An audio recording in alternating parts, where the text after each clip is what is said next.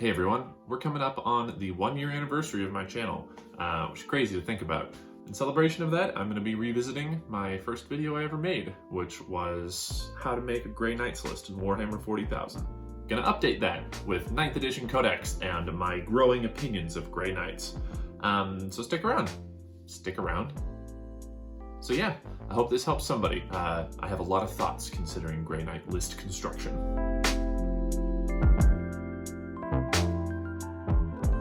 This video is sponsored by Mox Boarding House. Mox Boarding House is a Seattle-based game store and bar, which is exactly as awesome as it sounds. I've spent far too much money at this place over the years, and for good reason.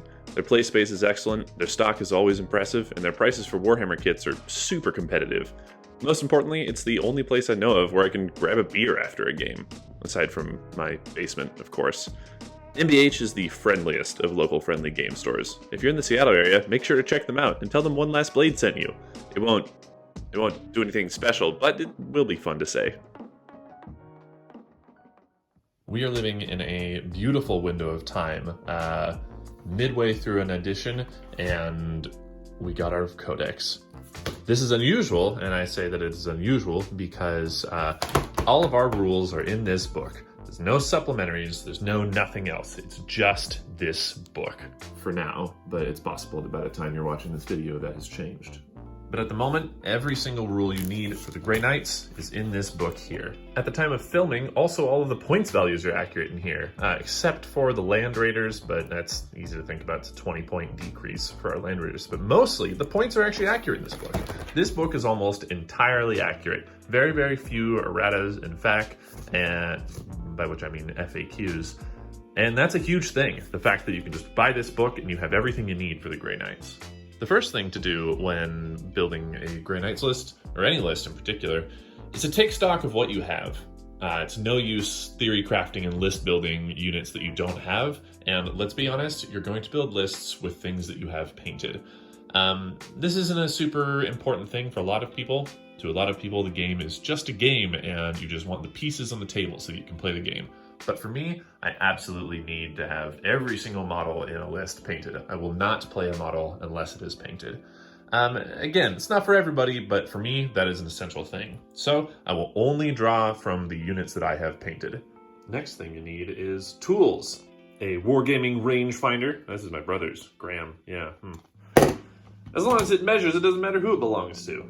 The data cards are essential. Maybe not essential, but they are exceptionally helpful for keeping track of psychic powers and stratagems, being able to lay the cards out on the table next to units that they're buffing and things like that. Very, very helpful. Strongly recommend these.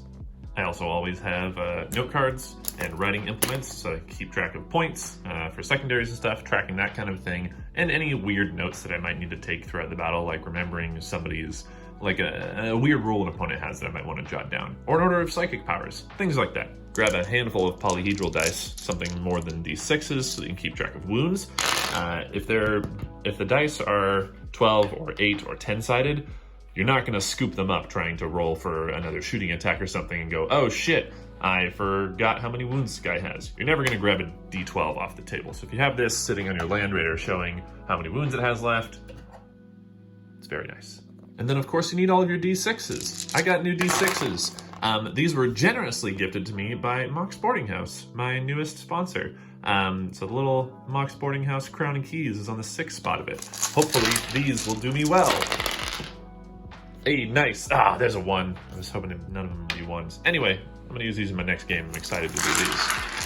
Once you've gotten your tools and taken stock of all of the painted models in your collection, you want to think next, not about the composition of the army, but instead what your goal with the army is. 9th edition is an objective-based game, and I don't just mean that there are going to be objectives in the battlefield that you have to control. I mean, there are secondaries. Bam, as outlined in the GT 2021 book, or the GT 2022 book if you're watching this video in the grimdark future. We also have 3 bespoke secondaries on page 68 of the Codex. Now, what I mean when I say that you want to focus on what your army wants to do as far as objectives go, I mean, I'm learning this rapidly as I try to become a more competitive player. I want to choose my secondaries and build an army based off of that. not the other way around. Rather than saying, like, I'm gonna bring a bunch of cool shooty stuff, or I found a cool combo with my chaplain and some psychic powers. Instead, I'm gonna look at these secondaries that I think I can accomplish with all of my given 5,000 points or whatever this is of Grey Knights, and figure out who does it best. So for example, I'm gonna just start out with 3 secondaries.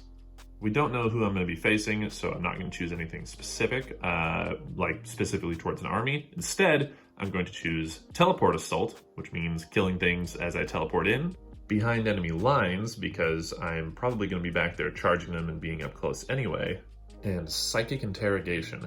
Now this one is one that's not chosen a lot, simply because it requires your Psyker's entire psychic phase in order to function, but 24 inches is a long range to grab that. Now I'm going to be having a lot of characters. And now that I know my secondaries before I go into the battle, or before I go into list creation, I know that one of them is going to be here just to cast Psychic Interrogation. So I'm going to build a list based off of that, rather than the other way around. I've got me here a bright white fancy sheet of paper. I know what you're saying, building a list on paper, how archaic is that? While Battlescribe is an incredible tool, and I use it all the time, I use it for literally all of the lists I make, I don't think it's the best for new players. As beautiful as it is, and as wonderful it is, and helpful as Battlescribe is, it definitely, the interface isn't user-friendly, and when new players rely heavily on Battlescribe, they tend to not learn the army and instead focus on trying to figure out the arcane buttons to press to make sure that they can find their army's datasheet in Battlescribe. Instead, I strongly advise new players to write out their first few lists by hand and reference pages in the book in order to find it, because, in my opinion, if you are visually, like if you choose to bring an apothecary and you look at this and you look at his points in the back of the book and you write this down, and in order to figure out what your apothecary does, you have to look at this image right here, not a bunch of text in Battlescribe. It will slowly first of all, you'll remember what page it's on, and you'll get a feel for the book that you can flip to and find it immediately, as opposed to scrolling in Battlescribe until you reach his like numbers. But being able to, I'm strongly of the opinion that being able to actually like visually see this, you'll slowly learn just what this image looks like. It'll print in your mind. You'll know the apothecary has a weapon skill and a ballistic skill of 3. You'll know that he has these abilities, and you'll know where to reference those abilities. Your rules ingrain better in your head if you spend your time looking at your codex rather than the black and white data of Battlescribe. Again, Battlescribe is a great tool, and I strongly recommend everyone use it. But for new players, I think writing lists by hand at first is a good call. So that's what we're going to be doing today. First thing we're going to do is write down our 3 secondary objectives at the top there so that I can remember them while I'm making the list. Next, we have to decide what type of a detachment we're doing. We're going to be doing a battalion because A, it allows us to bring more Terminators, and B, it allows us to bring a lot of characters. There's an argument to be made for multiple patrols. A lot of people like doing that because you can fit even more characters into that. Patrol allows you to take 2 characters or HQs, so you can actually, if 2 patrols, you can have 4 HQs as opposed to 1 battalion where you have 3 HQs. But command points are so valuable in our army, and paying 2 command points to have a second patrol, you're essentially paying 2 command points to bring another character, and I don't quite think that's worth it. Some people argue that it is. I'm not quite there. Anyway, we're going to be doing 1 battalion, so we're going to get 3 characters. But first thing we do, because we just got to start filling out points, we are going to grab our troops. And as people who have watched my channel in the last year, you understand that I love Terminators. I have so many Terminators everywhere.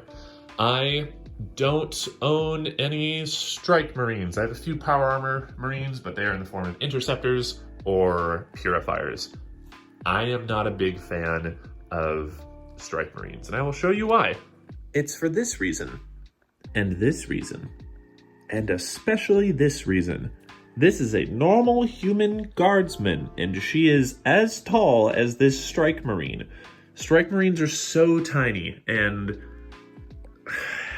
I want my Grey Knights to be powerful. I want them to be huge, implacable forces in the battlefield. And they just aren't when they're in the Strike Marine package.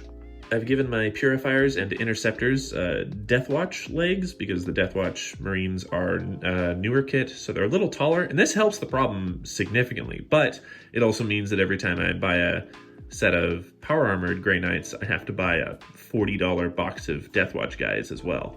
And also, let's be 100% honest, Terminators are cool as hell. Grey Knight Terminators might be the single coolest unit in the entirety of 40k. So we're gonna bring only Terminators in this list. That isn't agreeable with everybody, and I understand that, but the reason we play this game is to have fun and bring models that are cool. So we're bringing 3 squads of Grey Knights Terminators for this 2,000 point list. Now, all Grey Knight troops can teleport, which is good because 2 of our objectives require us to teleport in or reposition with some sort of teleporting in order to grab them. The first squad is going to have Force Swords. You'll probably, if you're just Googling and finding like old Grey Knights forums and stuff, you'll find 4 years of people saying that the Force Swords are absolutely terrible. That's because in 8th edition, they were absolutely terrible, but now they're arguably our best option. They're Strength 5, AP 3, and 2 damage. You are more than likely, this squad in melee is more than likely to obliterate a squad of Intercessors, which is my baseline most of the time, how well they can do against Intercessors. And for 210 points, these guys better be able to take care of Intercessors. But yeah, so the first squad, just gonna have swords. The second squad is gonna have halberds. Halberds are good, being Strength 6. Against most targets, that's not going to make a difference. Against most troop targets, I suppose I should say. But against some light vehicles, like Gene Stealer vehicles and things like that, which are T5 and 6, the Strength 6 of the halberds is going to be very handy. Especially against things like Death Guard that have T5. We're going to be winning them on 3s with this. I'm also bringing one guy with a warding stave. I'm not sold on warding staves in this. Oh, I never put his icon onto his shield there. I'll do that later. I'm not sold on warding staves this edition, but I figure they're free to put in. You never know when you might need a 4-up invuln in shooting. So it's, if you have the warding staves, don't feel like you have to model them on because they're not exceptionally great. But if you have the warding staves, feel free to throw a few into a list. It just gives them an optional 4-up invuln for a turn in shooting if you want it. For our last Terminator squad, we're doing a couple of funky things. Everyone's got swords, except for the Justicar. His name is Darius. He has a hammer. It's only 10 points for the Nemesis Demon Hammer, so if you can throw one into our Justicars, it's good. It's 4 swings with a Strength 8, AP 2, 3 damage weapon. I always like having it. It's great for crunching characters, breaking through some heavy armor, and also just absolutely deleting Blade Guard, which is the best. So we're going to throw that on him. Depending on our points later, I might even throw some more Nemesis Demon Hammers into our other Terminator squads. But for now, we just got the one. I've also put a silencer into this squad. It's only 5 points, and you never know when you're going to need 6 AP1 shots. That, if you spend Cybolt ammunition, admittedly a command point, you're essentially getting a 6-shot heavy bolter out of it. No, not quite a heavy bolter, because it's still only 1 damage. Well, there's some psychic powers we can do. Anyway, ignore most of that. For the moment, just know that you're going to have a silencer and a demon hammer in this. So far, just from the troops, we've got 645 points. Now, the next necessary part of a battalion is the character slots. So we're going to choose 2 or 3 characters. We're also going to be remembering that one of these characters is going to be doing nothing except psychically interrogating characters. And for that, I think we're going to choose the apothecary. He's fairly cheap as far as characters go. Admittedly, he's not an HQ, and I told you I was going to do the HQs next. But I know we're going to throw this guy in here. He only gets 1 cast, and he only knows 1 power, so we're not losing a whole lot by having him cast Psychic Interrogation. And if he's buried in some deep striking Terminators, he's going to be giving them all a 6-up Feel No Pain, or a 6-up Shrug, or a 6-up Ignore Wounds, however you want to phrase that. So I think we have the least to lose by having him cast Psychic Interrogation.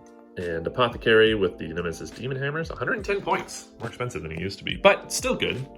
And as for our HQs, none of my lists would be complete without bringing Grandmaster Samantha. I've kind of dialed in exactly how much of a beast I want this guy to be. And fortunately, Grey Knights have a ton of options for doing some serious rad hero hammer. And I've got to bring him. He is so emblematic to my force.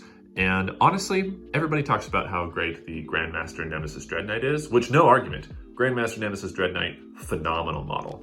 But honestly, the grandmaster on foot, you can bury him in troops, and he can fit in a lot of places that the grandmaster and Nemesis Dread Knight can't. And I mean physically. He can go onto the second story of ruins. He can run between obstacles a lot easier. This guy's going to have a bit of a hard time getting around sometimes, just finding space for him. He also has an extended aura, which is great. But this guy can move through ruins. He can keep up with all of your Terminator troops, move them around, and also he just... something rad about just having like a little badass with a big old sword walking up to monsters and slaying them. So I'm definitely going to include Grandmaster Samandus. One of the most fun parts of the new Grey Knights Codex is being able to build your characters to be absolute monsters. The first customization we have with Grandmaster Samandus is his psychic powers. So we're going to think about our objectives, what we've got going on. Again, I want to be in my enemy's back line, and I want to teleport and then kill things. So I'm naturally going to give him Gate of Infinity as one of the 2 Dominus powers he knows, because the Teleport Assault secondary does trigger off of Gate of Infinity. So he'll be able to throw people somewhere else, and if that unit kills something, it's a very... essentially, it's giving us a tactical flexibility. It's allowing us to say, like, all right, there's a single unit of cultists in the corner of the table.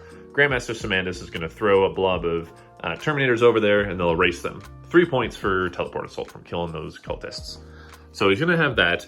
He's also going to have Empiric Amplification, which is just really rad.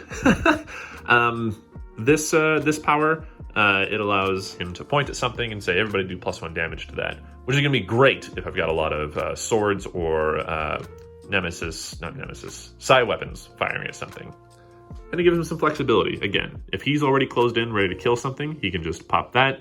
But if he wants to have somebody else go closer, he can use that. It's great. Part of Samandus being a big old beat stick is needing to be able to survive. So he's going to have the Cantu Vambrace.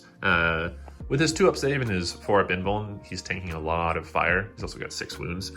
So we're going to be throwing the Cantu Vambrace on him because it's going to make it so that he reduces damage, and on a 4-up he ignores mortal wounds, which I face 1,000 Suns a lot, and mortal wounds just burn through my Grey Knights, even though we have a 5-up. The 4-up's just a little bit more reliable.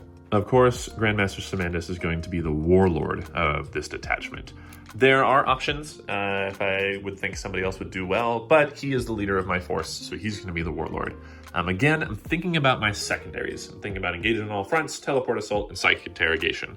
The apothecary is going to take care of psychic interrogation. Don't need to worry there. So now I'm thinking I want people to be able to close in and finish off things with teleport assault. So that 9-inch charge is going to be real difficult. What I'm going to do is give him first to the fray, which is, you know, it's not as good as it used to be, in my opinion. It used to be reroll charges, but now it's still going to help everybody just have to make an 8-inch charge, which is that much easier. We're also going to be spending 1 command point to give him a second warlord trait, which is going to be Hammer of Righteousness, which allows him to add 1 to his attack's wound rolls, which is going to make him more killy, which is always exciting.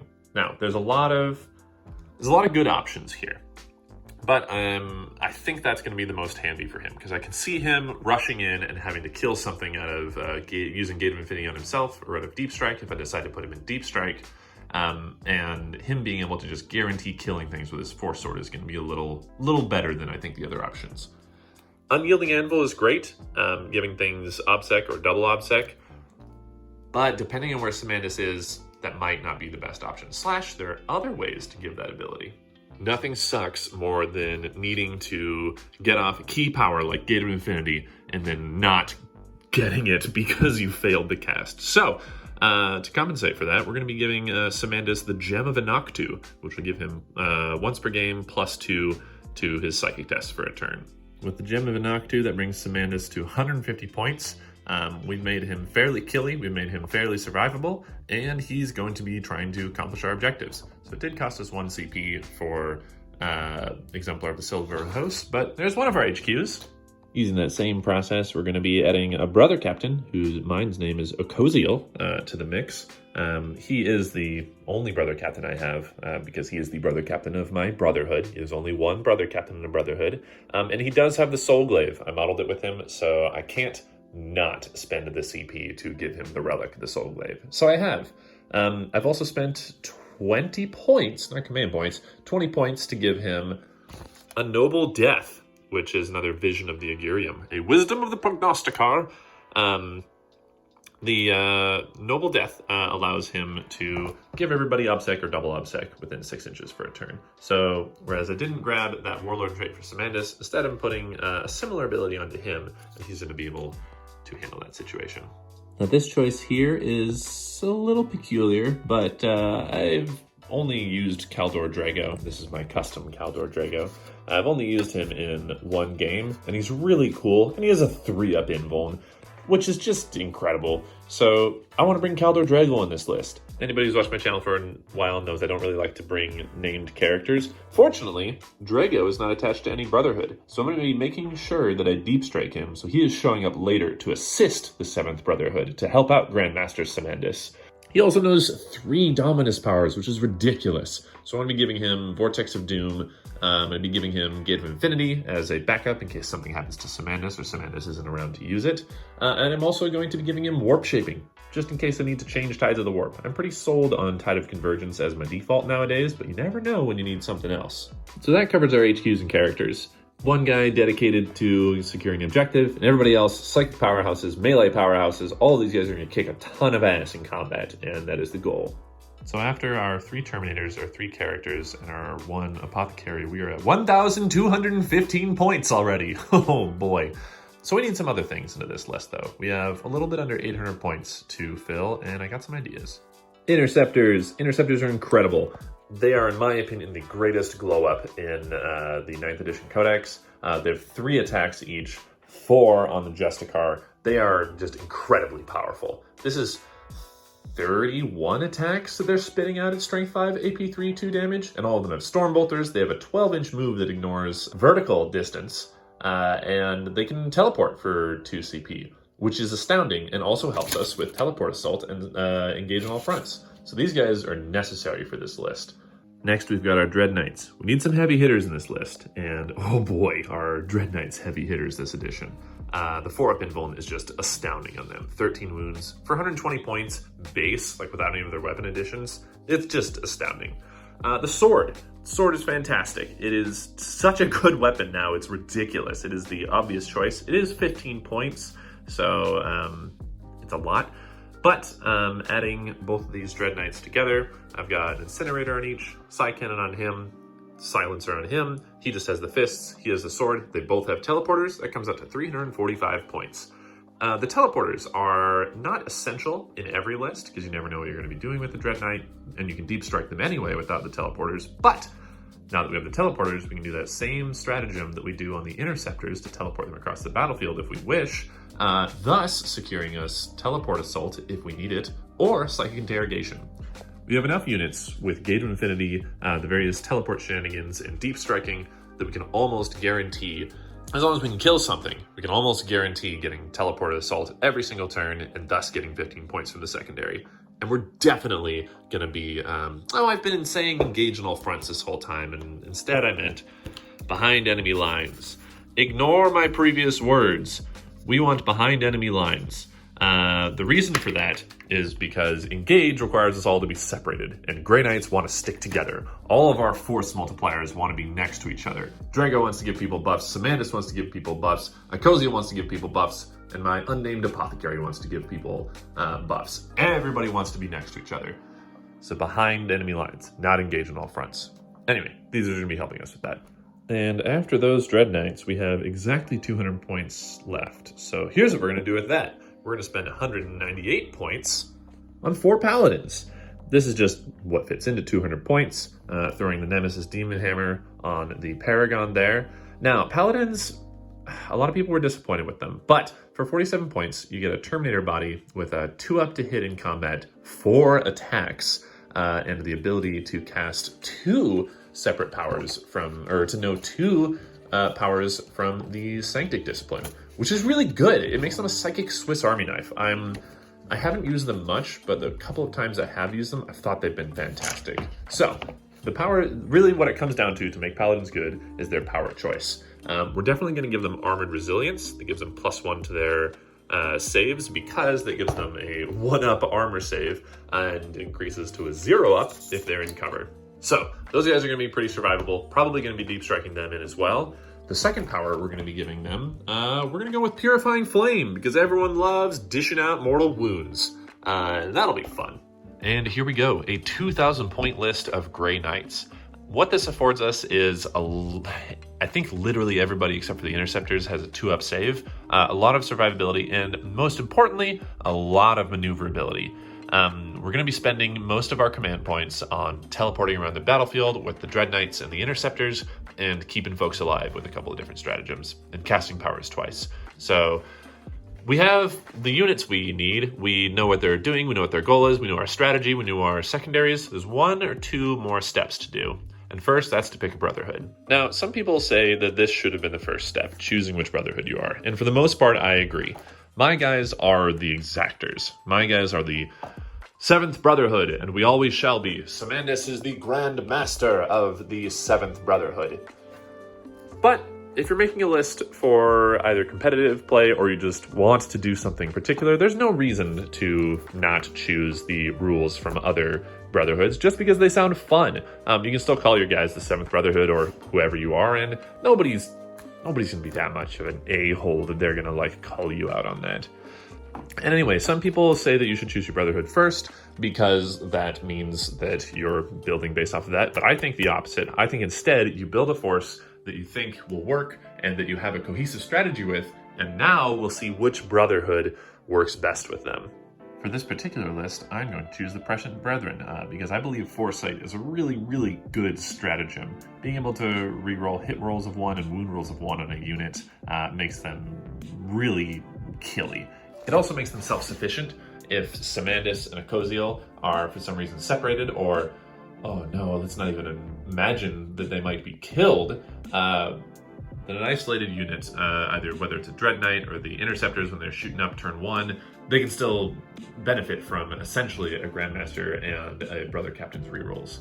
So I'm choosing Prescient Brethren entirely based off of just using that stratagem. I think it'll be exceptionally handy. Now the last step I want to consider ahead of time, before I even see the battlefield, before I even know the mission, and before I know who my opponent is, I want to consider what I'll be throwing into Deep Strike. The reason for this is twofold. First off, it is a wise tactical decision, being able to know which of your forces are going to be doing what, and why they're going to be in certain spots, and what you plan on basically what you plan on doing with them throughout the battle. And allow that to remain flexible in case the mission's very strange or your opponent's very strange and they've really sealed off their deployment zone or something. Also, and this is not for nothing, it really speeds up the game, not having to concern yourself at the time of the game with what's going to be deep striking.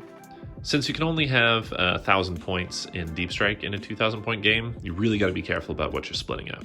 This is what I have as a rough draft so far. These guys are on the table. My Interceptors who are going to be shooting upfield, my Dread Knights who are going to be shooting upfield, Samantha and okoziel, who will be protected by this squad of Terminators, hopefully. These guys are what are going to be in Deep Strike. 2 units of Terminators, the Apothecary, because he's going to be deep striking into my enemy's back line and using Psychic Interrogation, and Supreme Grandmaster Lord Kaldor Drago. My apologies, I almost missed his whole title. Also, I'm throwing in some Paladins, because the Paladins, this is mostly a flavor thing, because Paladins aren't part of the 7th Brotherhood.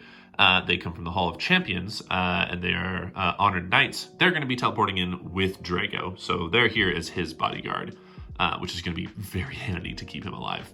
But yeah, the Terminators are going to be deep striking on objectives, trying to make charges and take out things in the backfield. This feels like a lot to keep in reserve. It means I'm only going to start with 1,000 points on the table, and it's possible that will come back to bite me. But it also means I don't have to throw all of these guys onto the table turn 2, so I can throw some of them onto the table and keep others in reserve, thus making it even more likely on turn 3 that I'll get teleport assault by drawing some new guys in and then maybe using sidebolt ammunition to blast a weaker unit apart.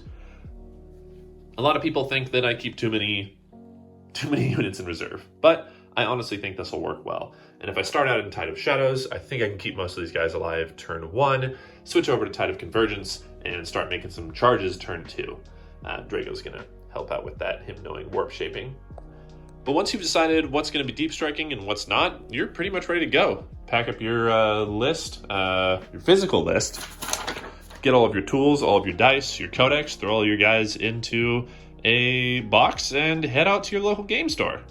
So that's kind of how my brain functions when I'm making a Grey Knights list. This is actually super helpful for me because list construction is something that I want to get better at. I usually tend to make very fluffy, very fun lists, and my mind is stuck in an 8th edition mindset where I just want to bring cool things that can kill well, which is not what 9th edition is about. I said this at the beginning of the video, but 9th edition is about objectives, both physical, like objectives on the table, and securing your secondaries. I think this list that I made here is going to do a good job of what I set out to do, which was behind enemy lines, teleport assault, and psychic interrogation. And genuinely, I'm going to start thinking about that a lot more, because when I'm filming battle reports, I want to bring something fun. I want to throw some Terminators on the table, see what they do, and I lose a lot of games on my channel. And nobody's going to believe me when I say this, but when I play games that I'm not filming, I do really well. And I think that sort of psychic dissonance of having to film a game and also wanting to make a list that looks fun for filming kind of like makes it so that my games don't play out as well. They play out great. I love playing them, but I tend to lose a lot on my channel. However, when I go to tournaments or when I just play casually with some friends, I win a lot of the time. So